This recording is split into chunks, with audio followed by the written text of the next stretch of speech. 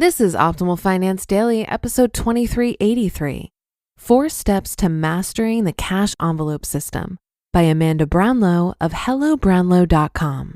And I'm your host and personal finance enthusiast, Diana Merriam. We're going to jump right into today's post as we optimize your life.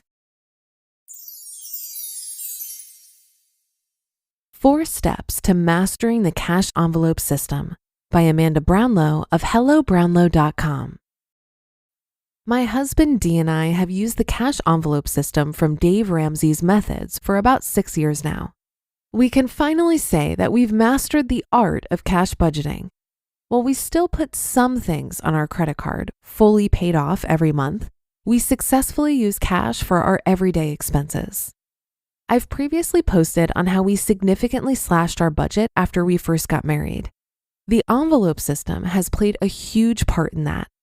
As we're now preparing for baby number 1, we have refreshed our focus and have been diligently tracking our expenses. Whenever Dee and I are approached with questions on budgeting, we always suggest the cash envelope system. I'll outline and explain why the envelope system works for our life and how we specifically use it. I know that everyone's budgets are vastly different, but this should give you a good picture of what your budget could look like on this system. 4 steps to master the cash envelope system. Number 1, realize that your paycheck is a real and tangible thing. So many of us keep our paychecks locked in our accounts and haven't touched cash in ages. Magic swipey cards, also known as credit or debit cards, have their place, and we do use a credit card on a regular basis. But we pay the card off every single month with no exception. Whenever you swipe your card, what do you see?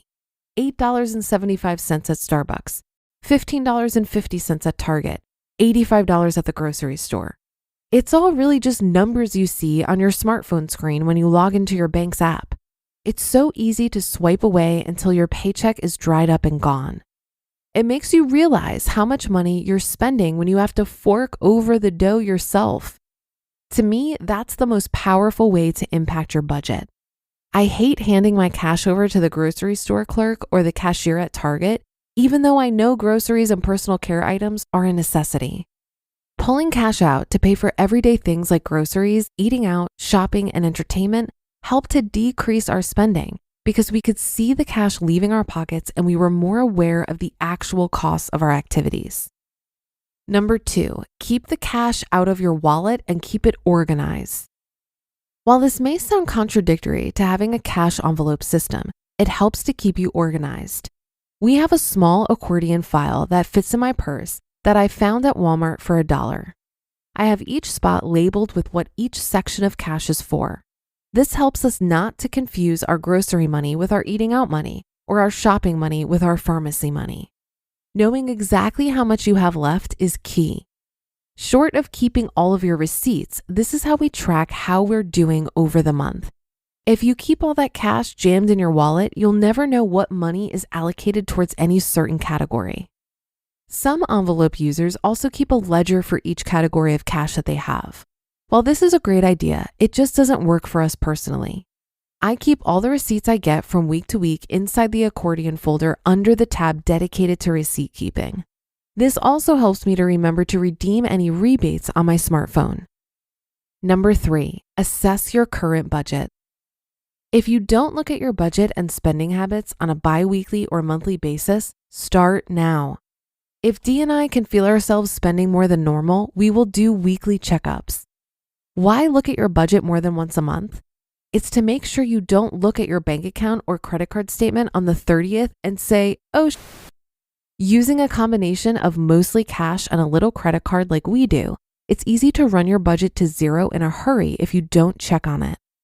We get paid on the 1st and the 15th. Those are the dates that we do our checkups.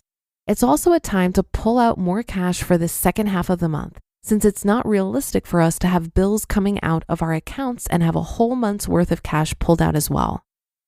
And number 4, don't be afraid to make changes.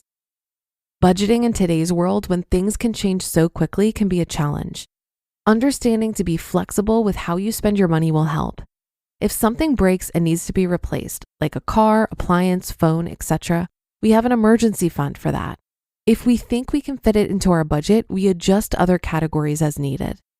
We have an oops, I spent money category in our spending spreadsheet because we understand that we are going to go over by a few dollars here and there. It's also there as a buffer for an unforeseen expense. Every month, we add or take away categories because we understand that our needs will not be the same as the month before. Oil changes, clothes, wedding gifts, etc. Having the ability to adapt your budget to what's happening in your life will save you time, money, and heartache. Paying cash for most expenses will help you feel that control. Happy budgeting. You just listened to the post titled 4 Steps to Mastering the Cash Envelope System by Amanda Brownlow of HelloBrownlow.com. Paying for everything in cash is a great tactic to rein in spending if you find yourself mindlessly swiping your credit card. When I was getting out of debt, I stopped using credit cards and paid for everything with my debit card while also tracking every dollar I spent in an app on my phone. Regardless of how you go about it, I think both cash envelopes and tracking your spending get you to the same goal. They bring more awareness to where you're spending money. I suggest pairing a cash spending only strategy alongside a budget that you're consistently reviewing and tweaking.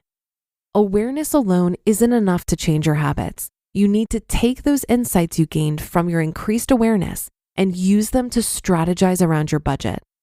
I think the goal here is to get yourself to a place where you're consistently living below your means.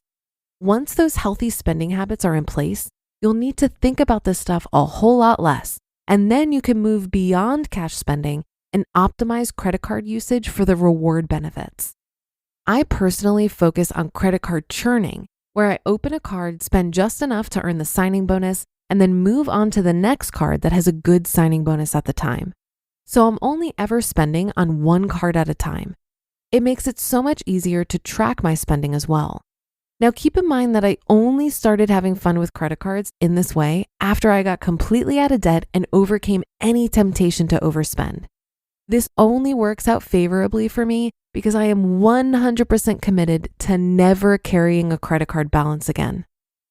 And that should do it for today. Thanks so much for listening all the way through, and I'll catch you tomorrow on our next episode where your optimal life awaits.